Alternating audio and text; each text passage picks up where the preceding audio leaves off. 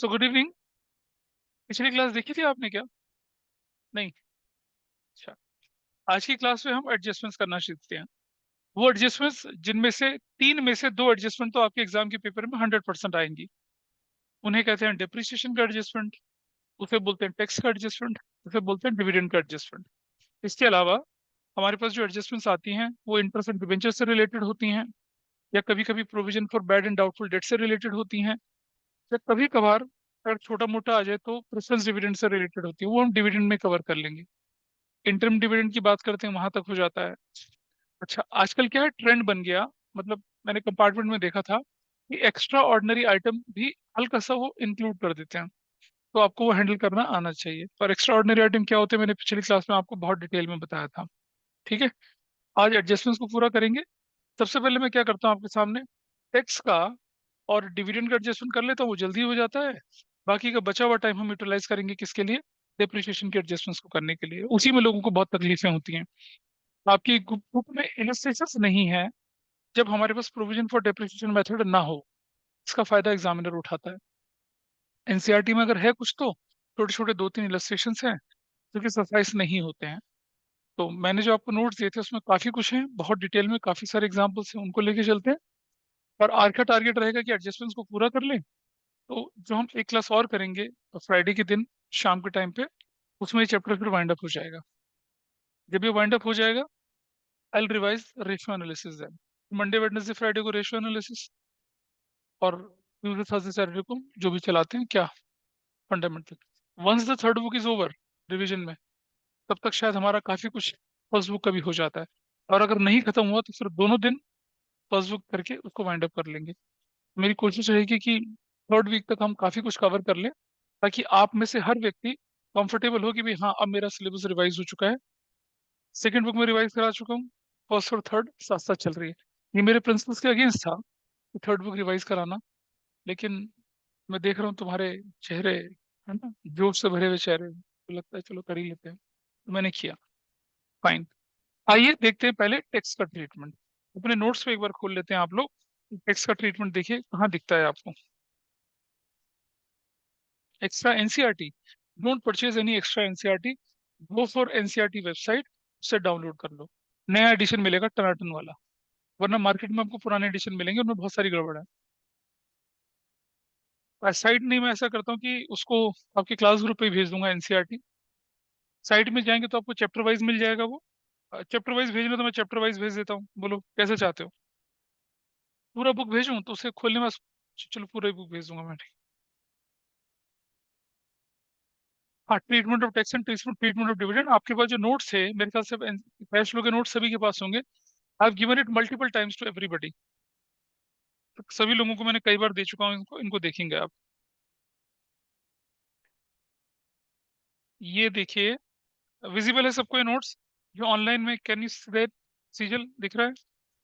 Yes sir. चलिए, सबसे पहले टैक्स का डेप्रिसिएशन का ट्रीटमेंट है, लेकिन उसको बाद में करेंगे क्योंकि टैक्स का ट्रीटमेंट जल्दी हो जाता है। देखो भाई, अगर क्वेश्चन में कुछ भी नहीं दे रखा, एडजस्टमेंट में एक छोटी सी लाइन लिखी है कि टैक्स पेड 10,000 रुपए का, तो हम क्या करेंगे? If we have to make before interest and tax, है ना, नेट प्रॉफिट बिफोर टैक्स बनाना है, इसी 10,000 को वापस जोड़ देंगे। कहाँ? Net profit before tax and extraordinary में जोड़ देंगे, और इसी टैक्स को कैश जनरेटेड फ्रॉम ऑपरेशन से माइनस कर देंगे। मतलब टैक्स का इफेक्ट नलीफाई हो गया। See your notes. पहला point, tax paid during the year is what, कितना है? 10,000 का। Can you see this? Tax paid during the year is 10,000, 1,000। चलो, क्या किया? ऐड कर दिया net profit before tax extra ordinary में, और माइनस कर दिया कहाँ से? Cash generated from operating activity या ऑपरेशन से, है ना, cash generated from operating operation से। तो भी समझ पा रहे होंगे cash generated from operation and operating activities कहाँ दिख रहा होगा आपको? वो यू कैन सी दैट, वो पेज नंबर 3 में जो फॉर्मेट है ऑपरेटिंग वाला, वहां दिखेगा आपको ये। Base two, income tax paid बोला कितने का? Income tax paid during the year is 1,000। तो इसका ट्रीटमेंट क्या करेंगे भाई? कैश जनरेटेड फ्रॉम ऑपरेशन में जाके इसे जोड़ेंगे, और नीचे जाके क्या कर देंगे? उससे माइनस कर देंगे। ये क्लियर है? ठीक है ना? अभी करा था इसको ऊपर। अब आ गया capital gain tax paid. Capital gain tax को क्या करेंगे? ऊपर। नेट प्रॉफिट कहाँ पर देखो, कैपिटल गेन टैक्स को कहाँ करेंगे? ये जो देख रहे हैं ना आप, इनकम टैक्स 1000 का, कैपिटल गेन टैक्स 2000 का, डिविडेंड टैक्स 3000 का। इसे कहाँ जोड़ देंगे? तीनों के तीनों टैक्स को कहाँ जोड़ेंगे? Net profit before tax and extraordinary में जोड़ देंगे। अब जरा समझिए, ये जो ऑपरेटिंग वाला टैक्स है इनकम टैक्स, इसे ऑपरेटिंग से माइनस करेंगे। इन्वेस्टिंग वाला कैपिटल गेन इन्वेस्टिंग से माइनस करेंगे। फाइनेंसिंग वाला कहाँ से माइनस करेंगे? फाइनेंसिंग से माइनस करेंगे। ठीक है जी, ये भी ट्रीटमेंट आसान था, मुश्किल है कुछ क्या? आगे बढ़ते हैं थोड़ा। केस नंबर 3, जहाँ कराने की बात होगी वहां कराऊंगा। केस नंबर 3 कहता है कि advance income tax paid is rupees 1000। Advance income tax paid कितने का है? 1000 रुपये का है। अब जरा सोचिए, एडवांस शब्द आते ही रेशियो एनालिसिस दिमाग में आ जाता है। और रेशियो एनालिसिस में बोला था एडवांस क्या होती है? करंट एसेट्स होती हैं, जो कि करंट रेशियो में इंक्लूड होती हैं, लेकिन क्विक रेशियो में इंक्लूड नहीं होती हैं। तो बच्चों के दिमाग में रेशियो एनालिसिस वाला इंप्रेशन रहता है कि एडवांस टैक्स जो है करंट एसेट्स की तरह ट्रीट करेंगे। बिल्कुल नहीं ट्रीट करेंगे इससे। कंपनी अपना टैक्स एडवांस ही तो भरती है।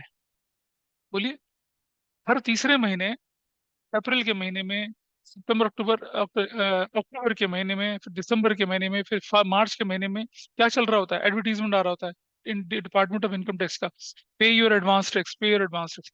भाई कंपनी तो सारा टैक्स एडवांस ही भरती है, कानून है और क्यों। सैलरीड लोग टैक्स कमाई करते हैं, उसके बाद टैक्स भरते हैं, टीडीएस कटता है उनका, लेकिन कंपनी को अपने इनकम पे टैक्स एडवांस भरना होता है। तो जो एडवांस टैक्स है इट इज ऑर्डिनरी टैक्स। बताया था ना मैंने, deferred tax assets, deferred tax liability, क्या बताया था आपको? टैक्स एडवांस भर दिया, और अगर टैक्स आपका कम हो गया तो इट इज एन एसेट, आप सरकार से रिकवर करोगे। और अगर कम पड़ गया तो you will deposit more amount, is a liability. ठीक है, तो अगर एडवांस टैक्स आ जाए कहीं लिखा हुआ, करंट एसेट्स की तरह ट्रीट नहीं करना है उसको। क्या ट्रीट करना? ऑर्डिनरी टैक्स की तरह।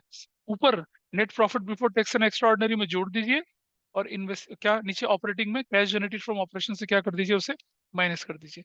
करंट एसेट्स की तरह ट्रीट नहीं करना है।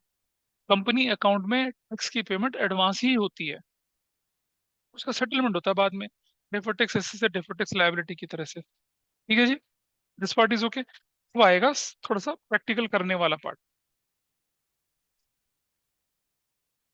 कोई भी कंपनी कंपनीज एक्ट के अंदर जो कवर होती है उसको एडवांस टैक्स भरना होता है, ऐसा करके। अच्छा, अब मान लो आपके पास आ गया प्रोविजन फॉर टैक्स।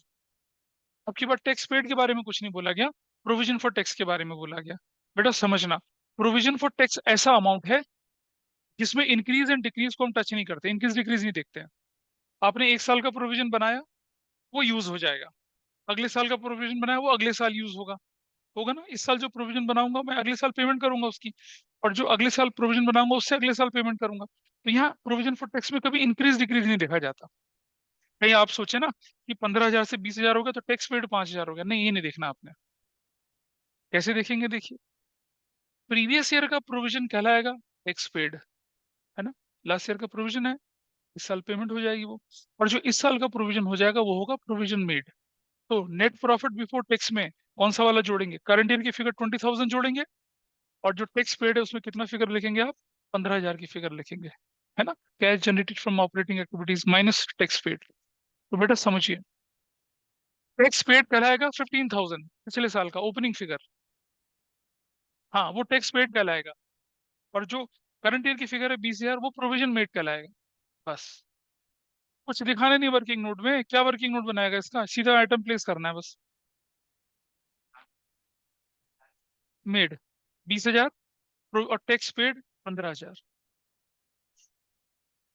हाँ, नेट प्रॉफिट बिफोर टैक्स में जुड़ेगा ना प्रोविजन, और टैक्स पेड जो होता है कैश जनरेटेड फ्रॉम ऑपरेशन, वहां से माइनस होगा। मुझे लग रहा है कंफ्यूजन चल रहा है थोड़ा सा। पेज नंबर 3 खोल के देख लीजिए एक बार।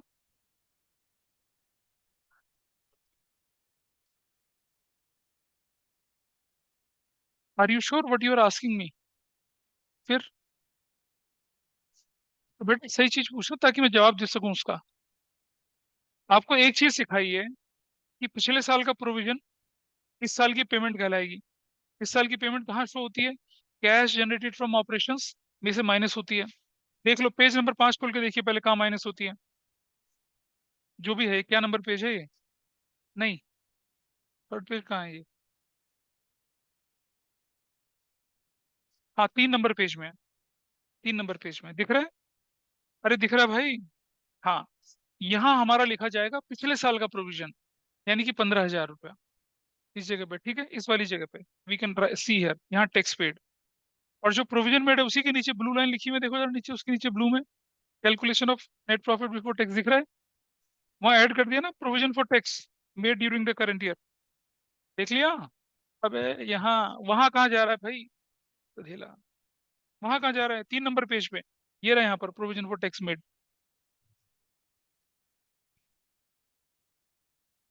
पता चल गया? तो पिछले साल का प्रोविजन नीचे माइनस, इस साल का प्रोविजन ऊपर ऐड। पिछले साल का प्रोविजन नीचे माइनस, इस साल का प्रोविजन ऊपर ऐड। रीजन, पिछले साल का प्रोविजन इस साल की पेमेंट, इस साल का प्रोविजन अगले साल की पेमेंट। तो इस साल के प्रॉफिट में से कौन सी फिगर माइनस हुई? करंट ईयर, करंट ईयर का प्रोविजन ना, वही तो जुड़ेगा। और जो पेमेंट गई है वो तो पिछले साल वाली गई है, तो वो माइनस होगी, ऐसा करके। ठीक है, मतलब सीधा सा रूल था, हम प्रॉफिट में से जो चीज माइनस होती है उसी को तो ऐड बैक कर रहे हैं। तो जो तुमने इस साल का प्रोविजन बनाया वो इस साल के प्रॉफिट से बनाया ना, इस साल का प्रोविजन जो करंट ईयर के प्रॉफिट में जुड़ जाएगा, ऐड बैक करेंगे ना उसको बिफोर टैक्स जाने के लिए। और जो पिछले साल का प्रोविजन है वो पेमेंट कहलाएगी, और आउटफ्लो हुआ है इसलिए ऑपरेटिंग में से माइनस कर देंगे उसको। ये आपका ट्रीटमेंट था। अब जरा चलते हैं, अब हम क्या करते हैं, जब हम दो होते हैं तो चीजें अच्छी चलती हैं, और जब हम 2 से 3 हो जाते हैं तो परेशानी बढ़ जाती है ना? डोरेमोन, डोरेमोन 2 से 1 हो गया, बताओ, ये तो और परेशानी बढ़ गई उसकी तो, है ना? तो जब हम 2 से 3 हो जाते हैं समस्याएं बढ़ जाती हैं। मतलब अगर हम बोले तो आप दो थे, आप और आपकी धर्मपत्नी, फिर आप 3 हो गए, आपके बच्चे, तो फिर क्या हो गया? परिवार का दायित्व बोझ बढ़ गया ना। आप देखें, जब आप मम्मी पापा थे तो कितने खुश थे, और जब खोते हुए उनके तो कितना दुख हुआ उनको फिर, ऐसा करके। एनीवे वो मजाक थी, इसी काम की बात करते हैं। तो जब हम प्रोविजन फॉर टैक्स की बात करेंगे ना, सिंपल सा, देखिए, प्रोविजन फॉर टैक्स का जो फॉर्मेट होता है वो ऐसे बनता है, प्रोविजन फॉर टैक्स। ठीक है, मैं जब पेपर चेक करता हूँ, अभी मैंने जैसे स्कूल के पेपर भी चेक करे, बोर्ड के पेपर भी जब चेक कर रहे होते हैं, क्रेडिट साइड और डेबिट साइड, सबसे पहले समझिए प्रोविजन फॉर टैक्स का नेचर लायबिलिटी नेचर होता है। ये वाली साइड पॉजिटिव साइड होती है, अगर प्रोविजन बढ़ेगा तो इस तरफ दिखाएंगे आप, ठीक है, और अगर प्रोविजन घटेगा तो इस तरफ दिखाएंगे। अब प्रोविजन कब बढ़ेगा? उससे पहले हमें यहाँ लिखना होता है बैलेंस बीरी। ये बैलेंस बीरी क्या है? ओपनिंग बैलेंस है, इसका, प्रोविजन फॉर टैक्स का, ये वाला ओपनिंग बैलेंस इस तरफ। और ये क्या होता है? बैलेंस सीरी। ये क्या होता है? क्लोजिंग बैलेंस होता है, ये इस तरफ दिखाया जाता है। ठीक है जी। अच्छा, अब अगर आपके क्वेश्चन में बोला टैक्स पेड, अबे मत पढ़ लो पेजों को, समझ लो। टैक्स पेड बोल दिया, क्या बोल दिया? Tax paid. तो जब हम टैक्स पे करेंगे तो प्रोविजन बढ़ेगा या घटेगा? बढ़ेगा। अच्छा, घटेगा, ओके फाइन। तो क्या करेंगे, इस तरफ बैंक बोलकर क्या लिख देंगे? टैक्स पेड, ऐसा कर देंगे, ठीक है। और फिर इसका टोटल करेंगे, इसका टोटल करेंगे यहाँ पर। जब टोटल करेंगे तो क्या हो जाएगा? यहाँ पर statement of profit and loss बोलकर क्या लिखेंगे? Provision for tax made. और ये क्या बन जाएगी? मेरी बैलेंसिंग फिगर बन जाएगी, ऐसे करके। है? कौन से नोट्स में लिखा है? हाँ, क्या लिखा है? अगर तब ये गिवन है तब, अगर वो गिवन है तो ये बन जाएगी, इसमें क्या फर्क पड़ा? भाई या तो ये मिसिंग होगा या ये मिसिंग होगा ना। अगर ये गिवन है तो बैलेंसिंग फिगर वो बनेगी, वो मिसिंग है तो बैलेंसिंग फिगर ये बनेगी, सीधी सी बात है। और जो ओपनिंग क्लोजिंग है उसका कोई यूज ही नहीं है, वो तो सिर्फ अकाउंट के अंदर डालने की चीज है। प्रोविजन फॉर टैक्स अकाउंट ऐसे बनता है, यहाँ ओपनिंग फिगर मतलब प्रीवियस ईयर का क्या, प्रोविजन फॉर टैक्स, ये करंट ईयर का प्रोविजन फॉर टैक्स। अगर क्वेश्चन ने बोला प्रोविजन मेड तो यहाँ रखेंगे और टैक्स पेड निकल आएगा। क्वेश्चन में बोला टैक्स पेड, यहाँ रखेंगे तो क्या निकल आएगा? प्रोविजन निकल आएगा। इससे रिलेटेड एक एग्जांपल देखिए जरा आपके पास, क्या जो ऑनलाइन है उन्हें समझ में आ रहा है मैंने क्या बोला है? हाँ सर। Anybody please respond. आइए देखें जरा, केस नंबर कौन सा था ये? हम लोग, नहीं कुछ चाहिए, हाँ ये वाला, नहीं ज्यादा ऊपर चले गए थे, 3 नंबर हो गया था, 4 नंबर ना। हम्म, हाँ, ट्रीटमेंट ऑफ टैक्स में 3 नंबर, 4 नंबर केस, हाँ 4 नंबर केस आपके सामने, इसी को देख लेते हैं।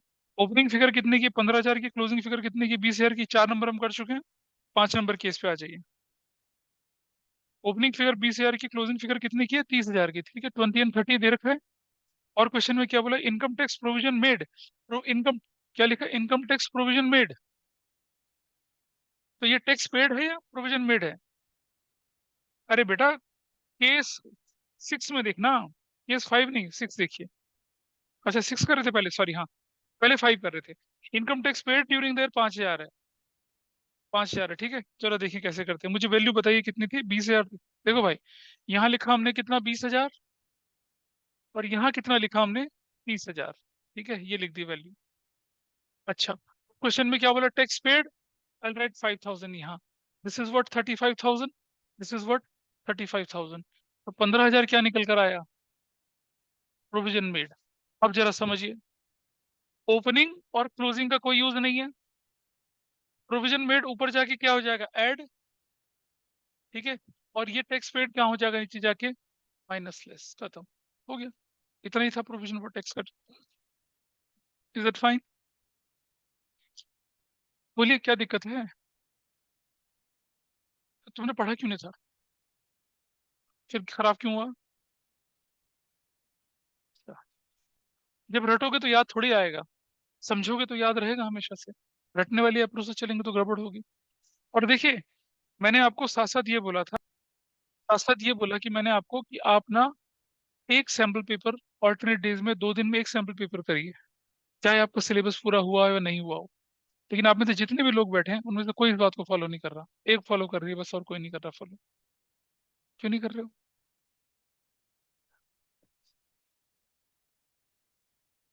कोई बात नहीं बेटा। 22 मार्च को ना, शायद नहीं, तो कौन सी मार्च को एग्जाम खत्म? हाँ, 23 मार्च को। 23 मार्च से करना शुरू करना, 3 3 घंटे के सैंपल पेपर। सरकास्टिकली बोल रहा हूँ, खुश हो रहा है नहीं तुम? अच्छा अच्छा, तुम सोच रहे हो डोरेमोन बता रहा हूँ तुम्हें, नीचे का शराब पड़ना तुम पे अब, छोड़ गया तो अधूरी जिंदगी में उससे। चलो देखें आगे। अगले वाले को खुद ट्राई करें जरा, अगले वाले को देखें जरा, बिना आंसर देखें। अगले वाले का अकाउंट खुद बनाएं जरा, बनाइए प्रोविजन फॉर टैक्स अकाउंट, फटाफट से अपने आप बनाइए। This is the information given to you. और सुनो, ये शॉर्ट टर्म प्रोविजन की कैटेगरी में जाती है। इसे खुद बनाइए, खुद कर लीजिए। आपको सोल्यूशन तो दिख रहा है बेटा, सी दिस नाउ। इसका आंसर देखिए आप लोग, इधर देखिए। आपने बैलेंस बीडी रखा क्रेडिट साइड में, बैलेंस सीडी रखा डेबिट साइड में। आपके क्वेश्चन में बोला है प्रोविजन मेड, प्रोविजन मेड या tax paid. Provision made credit में रखा तो क्या निकल आया? टैक्स पेड निकल आया। देख रहे हैं? हाँ भाई साहब, पीछे आपने बोला था ना कि बैलेंसिंग फिगर, तो दोनों तरफ बैलेंसिंग फिगर निकल सकते हैं। दिस वाज केस नंबर क्या था? और आपको मालूम है कि क्या? और आपको मालूम है कहाँ प्लस और कहाँ माइनस करना है उसको? केस नंबर 7 पे आ जाइए अब आप। केस नंबर 7 जो है ना, वो पेज नंबर 8 और दोनों पे स्ट्रेच कर रहा है। तो 8 पेज नंबर 9 पे चले आइए जरा पहले। आप देखिएगा, पेज नंबर 7 पे जो लिखा, 8 पे जो लिखा हुआ प्रॉफिट बिफोर टैक्स लिखा है, उसमें से माइनस टैक्स कर रखा है प्रोविजन। अगर आपके पास statement of profit loss given है, हाँ, पेज नंबर 8 पे देखिए सबसे पहले, राइट, बिल्कुल बॉटम में दिख रहा है आपको, दिख रहा है प्रोविजन प्रॉफिट बिफोर टैक्स दिख रहा है, माइनस प्रोविजन फॉर टैक्स कर दिया 90,000। ये 90,000 प्रोविजन किस साल का? इस साल का या पिछले साल का? बेटा इस साल का। इस साल के प्रॉफिट लॉस में तो इस साल का ही दिखेगा ना। अच्छा, फिर अगले पेज पे चलिए जरा। एडिशनल इन्फॉर्मेशन में क्या दिख रहा है आपको? 31 मार्च 22 और 31 मार्च 23 दिख रहा है। और क्या लिख रहा है? Provision for tax opening figure और क्लोजिंग फिगर। तो जो 80,000 है वो पिछले साल का प्रोविजन, और जो 90,000 है वो इस साल का प्रोविजन। और यही प्रोविजन आपको स्टेटमेंट ऑफ प्रॉफिट लॉस में दिख रहा था। तो सेम चीज है। अच्छा, अब ये रिफंड ऑफ टैक्स है। 5,000 रिफंड ऑफ टैक्स है और 7,000 रिफंड ऑफ टैक्स है। अब मुझे ये बताइए कि इस साल का रिफंड ऑफ टैक्स कौन सा माना जाएगा? 5,000 वाला या 7,000 वाला? इस साल का रिफंड ऑफ टैक्स कौन सा माना जाएगा जो इस साल में मिला? बेटा इस साल वाला 7,000। हाँ 7,000। जो इस साल मिला वो इस साल का रिफंड है, जो पिछले साल मिला वो पिछले साल का रिफंड था। अब मुझे बताइए, ये जो 7,000 का रिफंड मिला है, ये 80,000 में से हुआ या 90,000 में से हुआ? 80,000 में से हुआ, क्योंकि पिछले साल की प्रोविजन की पेमेंट इस साल गई होगी। 80,000 से क्या हुआ? वो राइट ऑफ। आओ इसे कैसे प्लेस, इसमें अकाउंट बनाने की जरूरत नहीं है। तो जरा देखिए, अकाउंट नहीं बनेगा। सबसे पहले करंट ईयर का प्रोविजन 90,000 ऊपर ऐड करेंगे, ऊपर मतलब net profit before tax extra ordinary में जोड़ दिया। Everybody is okay with this? Clear है जी? फिर रिफंड ऑफ टैक्स 7,000 के ऊपर माइनस करेंगे, होता है ना, रिफंड ऑफ टैक्स को माइनस करते हैं। बिल्कुल ठीक है, ये भी हो गया, पर नहीं करते, रिफंड ऑफ टैक्स को माइनस करते हैं ऊपर। क्यों? क्योंकि रिफंड ऑफ टैक्स प्रॉफिट में ऐड हो जाता है, और हमें बिफोर टैक्स बनाना होता है, उससे माइनस कर देते हैं। तो रिफंड ऑफ टैक्स को ऊपर हमने माइनस कर दिया, कर दिया। अच्छा, अब आइए जरा, जो टैक्स पेमेंट है वो कितने की है? 80,000 की है, जो कि नीचे cash generated from operating activity में 80,000 टैक्स पेड लिखूंगा, उसमें ऐड कर दूंगा रिफंड कितने का? 7,000 का। तो फाइनल पेमेंट कितने की चली गई? 73,000 की। हाँ, 80 में से 7 माइनस कर दो, या -80 में +7 कर दो, एक ही तो मतलब है। तो आपका, इसको कहते हैं हम लोग नेट ऑफ रिफंड। याद है ऊपर फॉर्मेट में बताया था मैंने, net of refund. Page number 3 को दोबारा खोलिए जरा, जस्ट ओपन करिए पेज नंबर 3 को दोबारा से। पेज नंबर 3 को जब दोबारा से खोलते हैं तो क्या दिख रहा है आपको लिखा हुआ यहाँ पर? दिख रहा है less income tax paid net of refund. Less income tax paid net of refund दिख रहा है लिखा हुआ? दिख रहा है? यही है refund of tax. 80 minus refund 7, 73,000 की माइनस डिडक्शन चाहेगी। ठीक है भाई, आउटफ्लो आपका एक्चुअली कितना हुआ? आपने 80 पे किया और 7 वापस हो गया, तो फाइनल आउटफ्लो कितने का हुआ? 73 का। इसे नेट ऑफ रिफंड बोलते हैं। ठीक है, treatment of tax is done. Treatment of tax is खत्म। क्लियर? रुक गया मैं 2 मिनट, क्या मैं रुका हुआ हूँ काफी? Treatment of tax is done. बस इतना ही था टैक्स का ट्रीटमेंट, और कुछ नहीं है। इससे अलग कोई चीजें नहीं आती हैं। जो थोड़ी बहुत आती है, आपका दिमाग इतना शातिर हो चुका है, उससे संभाल सकते हैं। मतलब शार्प हो चुका है, शातिर तो मतलब गुंडों वाला होता है। ठीक है जी, तुम्हारे नोट्स कहाँ है?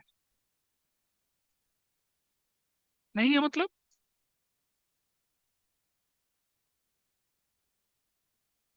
देखते हैं। डिविडेंड के लिए दोबारा से चलते हैं।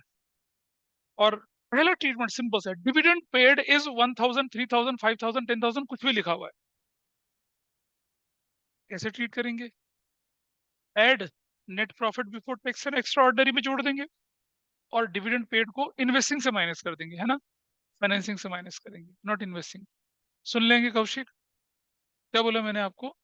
मैंने बोला डिविडेंड पेड जो होता है उसे ऐड कर देंगे इन्वेस्टिंग में, और माइनस कर देंगे फाइनेंसिंग एक्टिविटीज से। ऐसा मैंने बोला था अभी,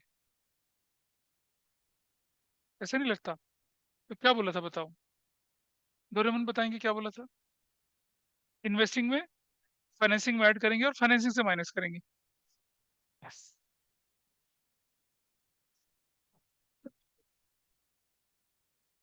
भाई क्या, अब टूट गया, छोड़ दे उस सपने को, अब छोड़ दे। सुनो, ऑपरेटिंग के अंदर net profit before tax and extraordinary में ऐड करेंगे उसको, और फाइनेंसिंग से क्या कर देंगे? उसे माइनस कर देंगे। And that is the treatment it is given in front of you. यहाँ तक कहानी ठीक है? केस 2 पे चलिए। केस 2, डाउट है कुछ? केस 2, आपके पास इक्विटी शेयर्स हैं कितने के? 5 लाख से 8 लाख। प्रेफरेंस शेयर्स हैं 2 लाख से 3 लाख।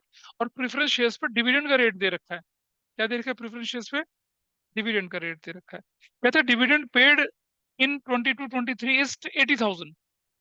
डिविडेंड पेड कितने का है? 80,000 रुपीज का है। बेटा समझना, जब डिविडेंड पेड 80,000 दे रखा है, तो इसका मतलब इसमें इक्विटी और प्रेफरेंस दोनों का डिविडेंड ऐड है। अलग अलग से कोई ट्रीटमेंट इसमें नहीं करना है। क्या ये बात ध्यान रहेगी?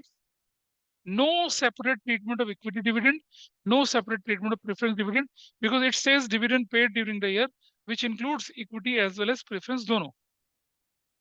ठीक, करेक्ट? अच्छा, पहला काम, इक्विटी शेयर 5 से 8 लाख बन गया, कहाँ दिखाऊंगा बताओ इसे मैं? इक्विटी जो 5 से 8 लाख हो गया, where will I show? Financing का इनफ्लो। ठीक है जी। प्रेफरेंस शेयर्स 2 से 3 लाख हो गया, कहाँ दिखाऊंगा? फाइनेंसिंग का इनफ्लो। और जो ये डिविडेंड पेड है, इसे मैं ऊपर net profit before tax and extraordinary में जोड़ दूंगा, और फाइनेंसिंग से माइनस कर दूंगा। Treatment is done. देखिए सोल्यूशन में क्या लिखा हुआ है। 80,000 ऊपर जोड़ा, 80,000 नीचे माइनस किया, और इश्यू ऑफ इक्विटी शेयर जोड़ा, और इश्यू ऑफ प्रेफरेंस शेयर्स जोड़ा। काम खत्म। यानी कि एक बार जाएगा ये ऑपरेटिंग के अंदर, और 3 बार जाएगा कहां पर? ये फाइनेंसिंग के अंदर। चलो, क्या हमेशा हमें चीजें ऐसी मिलेंगी? नहीं मिलेंगी। आइए दूसरा एग्जांपल देखते हैं। अब जरा एग्जांपल में थोड़ी सी डाइवर्सिफिकेशन आया। डाइवर्स हो एग्जांपल, किस चीज के बारे में बोल रहे हो? हाँ, क्या नहीं समझ में आया बताओ? नहीं, एंट्री तो करते ही नहीं ना बेटा कैश फ्लो में, कहाँ एंट्री करते हैं हम कोई। हाँ बताओ क्या बोलूं, तुम्हें क्या समझ में नहीं आया बताओ। तुम बताओ इक्विटी शेयर का क्या किया हमने, कहाँ करा है देखो जरा, कहाँ करा है इक्विटी शेयर को ऑपरेटिंग में प्लस, सोल्यूशन में देखो जरा कहाँ कर रखा है। इसका मतलब ये हुआ, सुनो सुनो सुनो, इसका मतलब ये हुआ कि आपने जो पिछली क्लास हुई थी उसे घर जाके रिवाइज नहीं किया, आपने नोट्स को एक बार पढ़ने की कोशिश नहीं करी, ठीक है। आपने ये जानने की कोशिश नहीं करी कि मैं एक बार रिवाइज कर लूं कि ऑपरेटिंग इन्वेस्टिंग फाइनेंसिंग का आइटम्स क्या होते हैं। अगर ऐसा होता आज ये परेशानी ना होती। क्या इक्विटी शेयर बढ़ना ऑपरेटिंग इन्वेस्टिंग फाइनेंसिंग में से कौन सा होता है तुम्हें मालूम है, क्या होता है बता। Of course operating, of course financing, of course investing है। तुम मेरे से क्या पूछ रहे हो फिर। अगर इक्विटी शेयर बढ़ गया 5 से 8 लाख तो कहाँ दिखाया फाइनेंसिंग में, दिखाई नहीं दिखा। अच्छा, प्रेफरेंस शेयर अगर बढ़ गया तो कहाँ दिखाया फाइनेंसिंग में, दिखाई नहीं दिखा। क्यों ऐड करा, क्योंकि इनफ्लो होता है।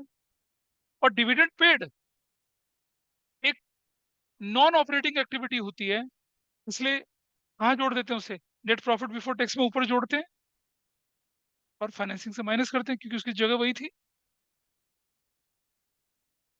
डिविडेंड पेड को ऊपर ऐड किया और नीचे माइनस किया। आप देख रहे हैं इनके इफेक्ट को न्यूट्रलाइज कर रहे हैं बेसिकली हम, जिसे जहां होना चाहिए था। भाई देखो, हम ऑपरेटिंग एक्टिविटी तो ऑपरेटिंग एक्टिविटी वाला पार्ट लेके चलते हैं ना, उसमें फाइनेंसिंग वाइनेंसिंग को तो इंक्लूड नहीं करते, हटा दिया वहां से। हटाया तो कहाँ डाला, इन्वेस्टिंग को इन्वेस्टिंग में डाला, फाइनेंसिंग को फाइनेंसिंग में डाला। केस नंबर क्या था ये, 2। केस 2 था, केस 3 पे आ जाइए। अब थोड़ा चीजें क्या होती है, हल्की सी कॉम्प्लेक्स हो रही हैं। दोबारा से, जब भी नोट्स दे रखो तो नोट्स को ध्यान में देंगे। 7 से 11 लाख हो गया, बताओ कौशिक, 7 से 11 हो गया अगर इक्विटी शेयर तो कहाँ दिखाएंगे इसे, हाँ के ऐड कर देंगे, ठीक है। आप आंसर देखेंगे फाइनेंसिंग में ऐड हो रखा है। इंटरिम डिविडेंड 18,000 का, मैंने पहले भी बताया था आपको, इंटरिम डिविडेंड क्या होता है, उसी साल प्रपोज उसी साल पेड। तो ऊपर net profit before tax and extraordinary में जोड़ देंगे और फाइनेंसिंग से माइनस कर देंगे। जैसे डिविडेंड करते हैं वैसे इंटरिम डिविडेंड होता है। क्लियर है ये बात भी, चलो ये भी हो गया। अब सुनिए, प्रपोज डिविडेंड पिछले साल का भी गिवन है, प्रपोज डिविडेंड इस साल का भी गिवन है। तो हम कौन सा वाला उठाएंगे, हम पिछले साल वाला उठाएंगे, ठीक है। करंट ईयर के प्रपोज डिविडेंड को टच ही नहीं करेंगे क्योंकि वो कंटीजेंट लायबिलिटी होता है, वो होता है subject to approval of annual general meeting. लेकिन पिछले साल वाला प्रपोज डिविडेंड इस साल तक अप्रूव हो चुका होगा, हमें मानेंगे। तो पिछले साल का जो प्रपोज डिविडेंड है कितना ना, 8,000, इसी को ऊपर net profit before tax and extraordinary में जोड़ेंगे और फाइनेंसिंग से माइनस करेंगे।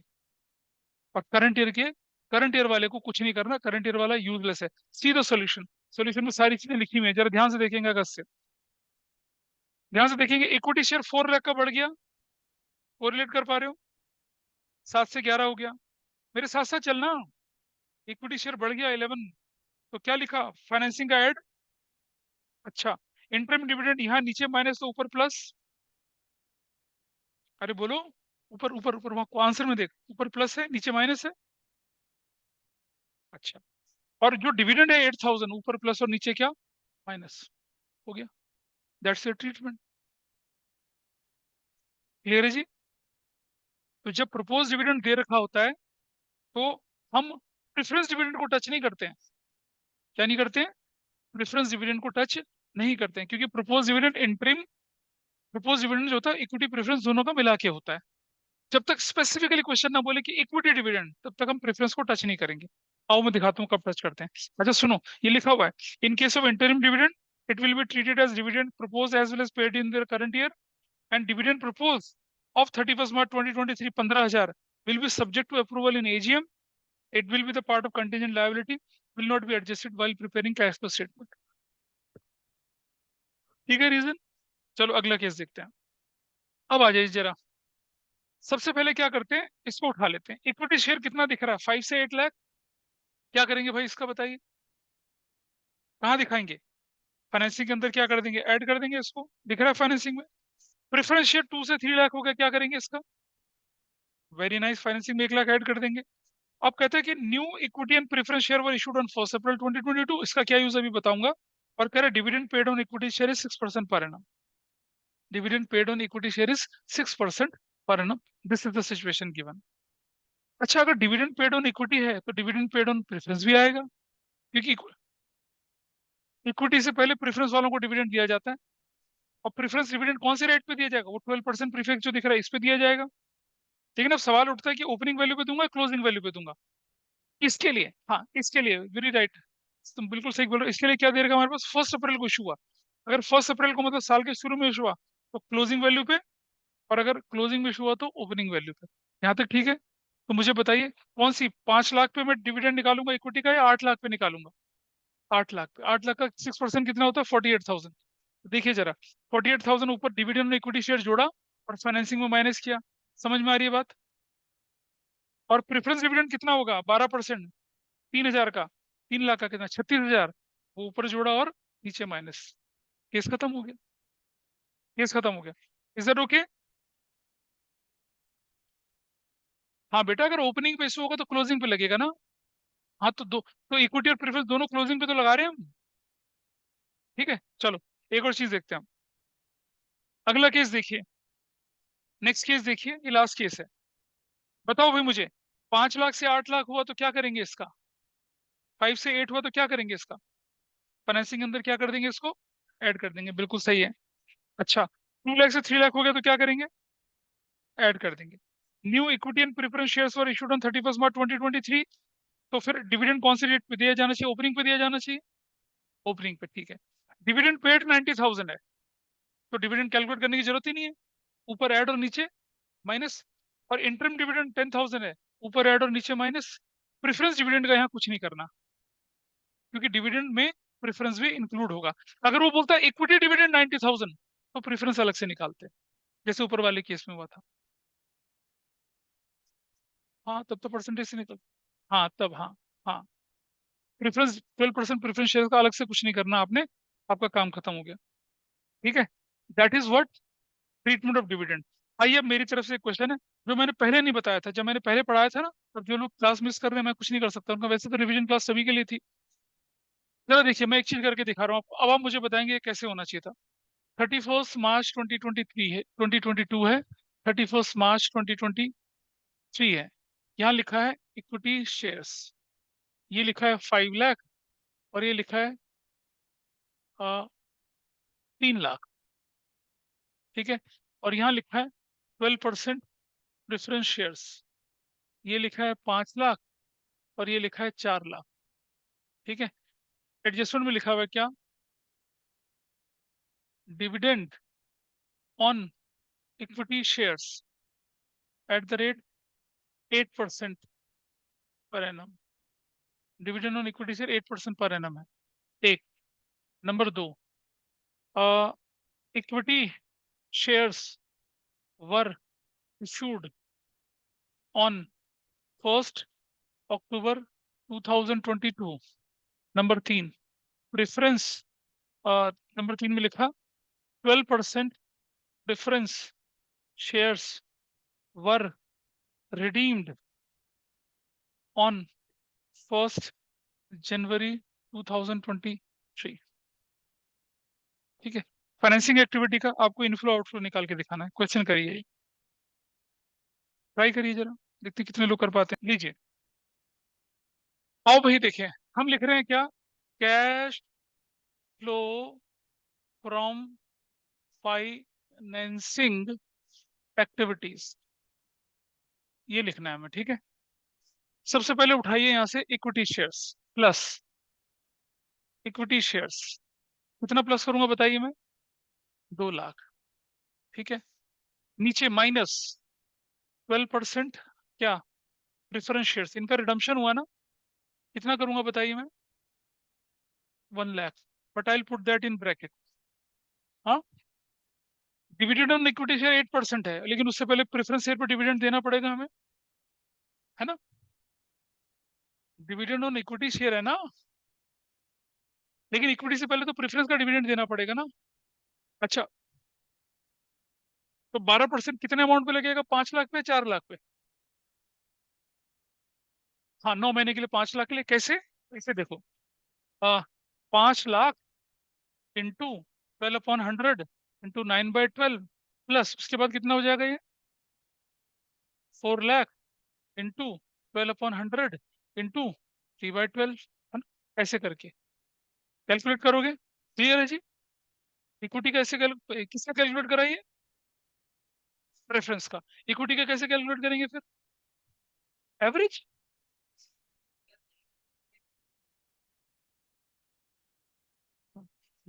और इक्विटी, इक्विटी का कैसे कर रहे हैं देखो जरा, दो तरह से कर सकते हैं। 3 लाख पे पूरे साल का निकाल लो, कितना 8/100 प्लस, फिर 2 लाख पर कितने महीने का निकाल लो, 8/100 इंटू 6/12, ऐसा कर लो। या फिर कितना करो, 3 लाख पे निकाल लो 6 महीने के लिए, 5 लाख पे निकाल लो 6 महीने के लिए, ठीक है। ऐसा कितने लोगों ने ऐसा किया, और absolutely wrong, this is absolutely wrong. अगर ये डिबेंचर होता तो ठीक होता, शेयर में ऐसा नहीं होता। जानते हैं क्यों, मैंने कहा था ना जो सीखा सब गड़बड़ हो जाएगा। आइए कोई बताएगा रीजन, सुनिए रीजन। शेयर और डिबेंचर पर डिविडेंड दिया जाता है उतने अमाउंट पर जितना डिक्लेयर करते समय हो, ठीक है जी। और जनरली डिविडेंड देते हैं हम साल के आखिर वाले अमाउंट पर। साल के आखिर में अमाउंट कितना है, 5 लाख। साल के आखिर में अमाउंट कितना है, 4 लाख। खत्म।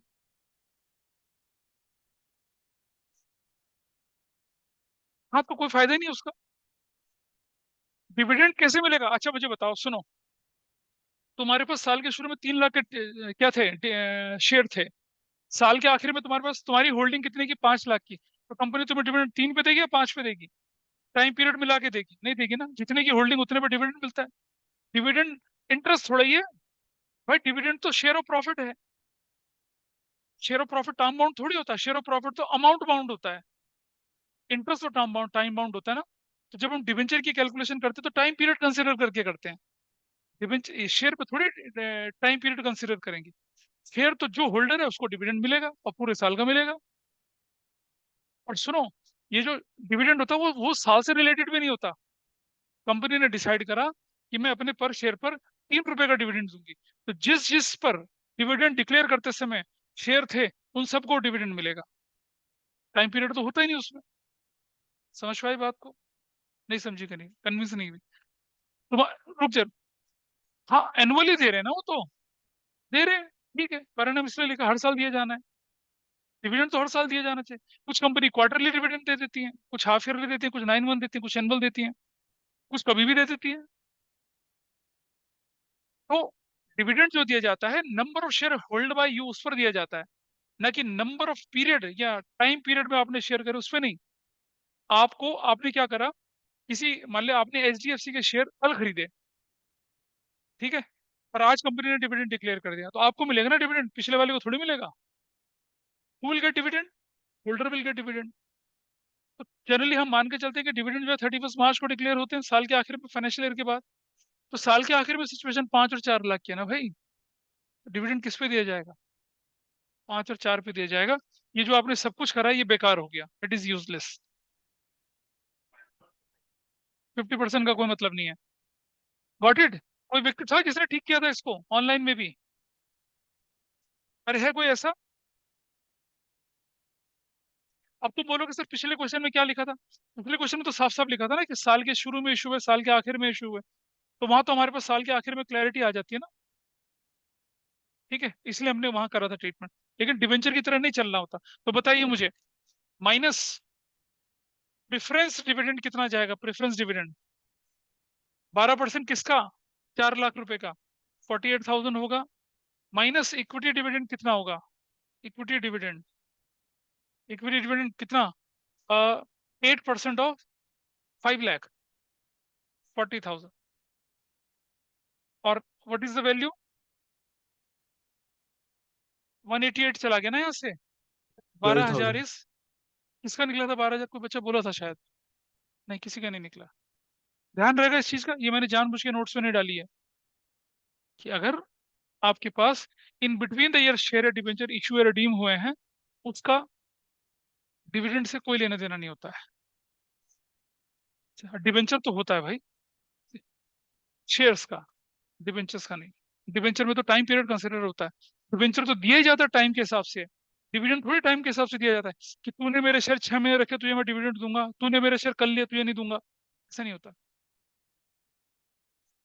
हमने सिर्फ फाइनेंसिंग एक्टिविटी का आंसर पूछा है आपसे, हमने इन्वेस्टिंग ऑपरेटिंग का नहीं पूछा है। सिर्फ फाइनेंसिंग का ट्रीटमेंट दिखाने के लिए बोला, सिर्फ फाइनेंसिंग का ट्रीटमेंट दिखेगा। ठीक है जी। तो डिविडेंड की क्लैरिटी आई थोड़ी सी, डिविडेंड की क्लैरिटी आई ना। चलो अब जरा शुरू करते हैं किसके बारे में, डेप्रिसिएशन का ट्रीटमेंट करना शुरू करते हैं, चलिए ठीक है। Hopefully you are fine. Depreciation का ट्रीटमेंट शुरू करें।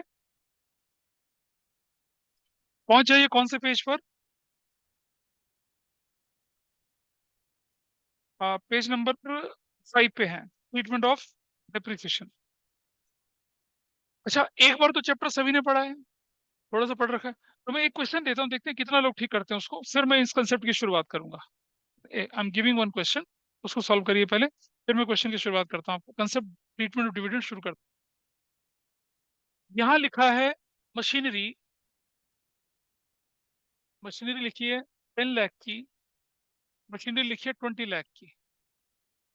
एडजस्टमेंट में लिखा हुआ है क्या, a part of machinery having book value ₹1 lakh was sold at a profit of 30,000, sold at a profit of 30,000. Depreciation thereon rupees 30,000 was sold at a profit of 30%. बस thereon, depreciation thereon, मतलब उस पर depreciation कितना था 30,000, at a profit of 30% पे करा। अब आपको क्या करना है, एक मशीनरी अकाउंट बना के मुझे दिखाइए और बताइए कि सेल परचेज प्रॉफिट प्रॉफिट क्या निकल कर आएगा, ये आपको करना है, this is your task. Concept सीखिए, जब हम प्रोविजन फॉर डेप्रिसिएशन मेथड नहीं यूज करते हैं तो जो मशीनरी या एसेट्स होती है वो क्या होती है, रिटर्न डाउन वैल्यू होती है, मतलब आफ्टर डेप्रिसिएशन वाली वैल्यू होती है, उसमें से डेप्रिसिएशन माइनस कर रखा होता है। लेकिन जब हम provision for depreciation method follow करते हैं ना, तो जो मशीनरी बुक्स में दिख रही होती है वो कॉस्ट प्राइस पर दिखती है, और कॉस्ट में से अगर आप डेप्रिसिएशन माइनस करेंगे तो क्या निकलेगा, बुक वैल्यू निकलेगी, निकलेगी। आपके क्वेश्चन में कॉस्ट दे रखा था या बुक वैल्यू दे रखी थी, ठीक है। तो देखिए जरा मैं बताता हूँ तुम लोगों ने क्या गलती करी होगी। आपने बनाया मशीनरी अकाउंट, ठीक है, दिस इज मशीनरी अकाउंट, ठीक है जी। ऐसे करके क्रेडिट लिखा और डेबिट लिखा। बताइए बैलेंस बीडी कितना था, 10 लाख था, ठीक है। बैलेंस सीडी बताइए कितना था, 20 लाख था, ठीक है? और यहाँ क्या लिखा था, यहाँ लिखा था बुक वैल्यू जो कितनी थी 1 लाख, प्लस प्रॉफिट कितना था 30%, कितना 30,000, तो सेल्स प्राइस कितना हो गया 130 हो गया, खत्म। लोगों ने क्या किया, 1 लाख माइनस डेप्रिसिएशन, कुछ लोगों ने किया, तुमने नहीं किया, कुछ लोगों ने किया, 1 लाख माइनस डेप्रिसिएशन करके कितने लोगों ने किया, और शाबाश।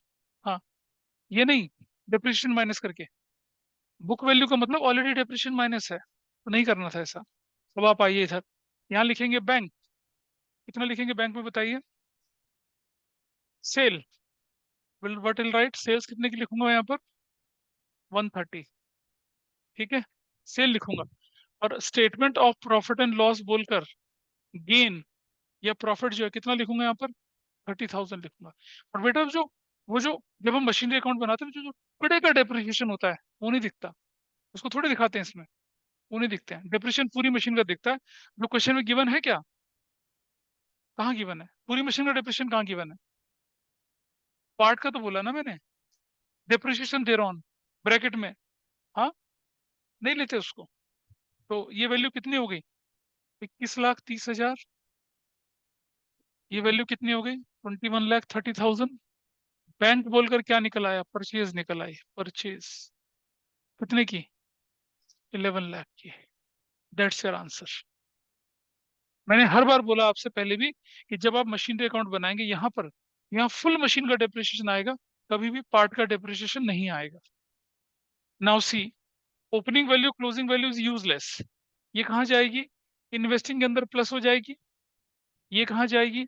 इन्वेस्टिंग के अंदर माइनस हो जाएगी। ये कहाँ जाएगी? ऑपरेटिंग के अंदर minus, non cash non operating receipt की तरह ये माइनस हो जाएगा। This is your treatment. तो ये तो मैंने एब्स्ट्रैक्ट कंसेप्ट निकाल के दे दिया। चलो अब इसको स्ट्रक्चर्ड तरीके से सीखते हैं, है ना? कितने लोगों ने ठीक किया था ऑनलाइन में, मुझे बताइए कोई। किसी ने ठीक किया था तो बताइए। इधर शिमल या कोई और बच्चा ठीक कर पाया उसे? हाँ, सेजल, कनिष्का, अनन्या, कोई ठीक कर पाया इसे? अरे हाँ ना तो बोलो, ध्यान से सीखना जरा। देखिए, यहाँ मैं आपके सामने बना के चल रहा हूँ मशीनरी अकाउंट, मशीनरी अकाउंट या फिक्स एसेट्स। और ये क्या होता है?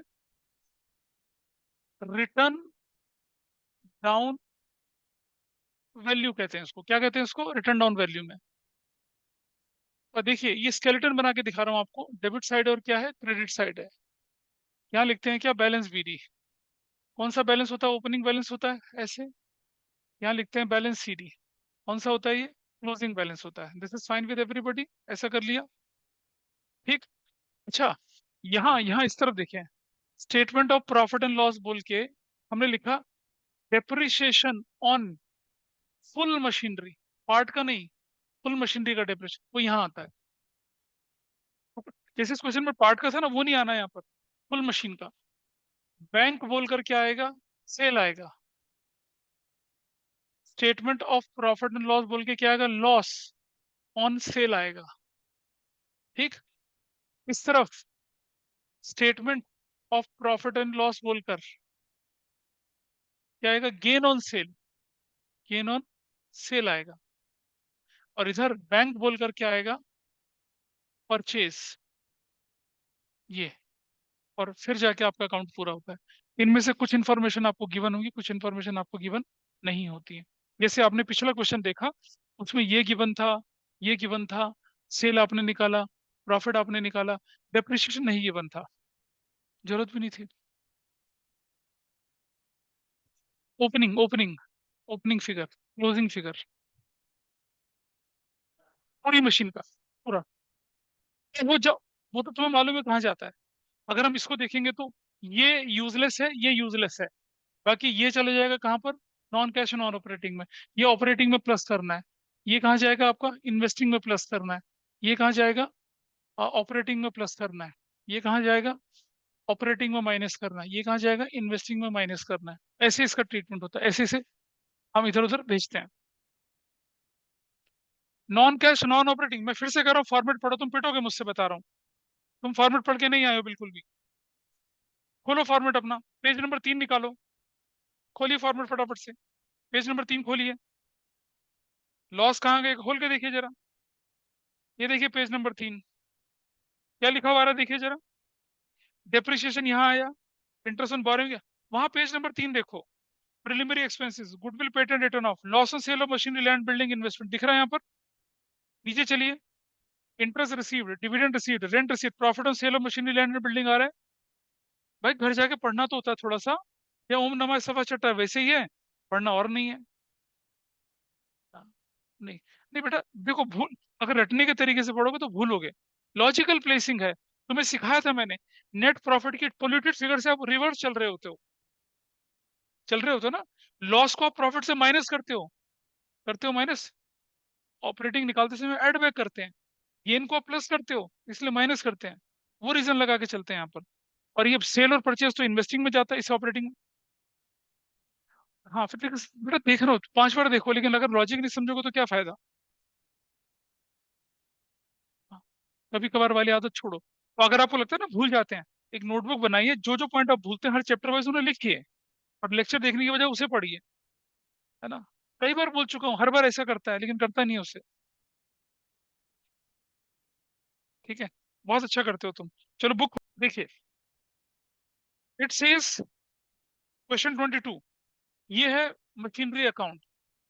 और मैंने बताया था ना रिटर्न डाउन वैल्यू का क्या मतलब होता है, जानते हो? वो वैल्यू जो आफ्टर डेप्रिसिएशन है, बैलेंस बीडी। कितना बैलेंस बीडी बोले? 960, 960। बैलेंस सीडी बताइए कितनी लिखी है क्वेश्चन में? 1050 लिखी हुई है। ठीक है, वो देखो स्ट्रक्चर आपके सामने है, उस तरफ, वो स्ट्रक्चर सामने। डेप्रिसिएशन ड्यूरिंग द ईयर, इसका पूरी मशीन का statement of profit and loss बोलकर डेप्रिसिएशन कितना है? 35,000 है। This is done. और क्या बोला हुआ है? In the beginning of the year a part of plant was sold for 45,000। मतलब उसकी रिटर्न डाउन वैल्यू कितनी थी? बुक वैल्यू कितनी थी उसकी? बुक वैल्यू 30,000 थी। ठीक है, माइनस सेल कितने में कर दिया उसको? 45,000 में। तो गेन कितने का हो गया? 15,000 का।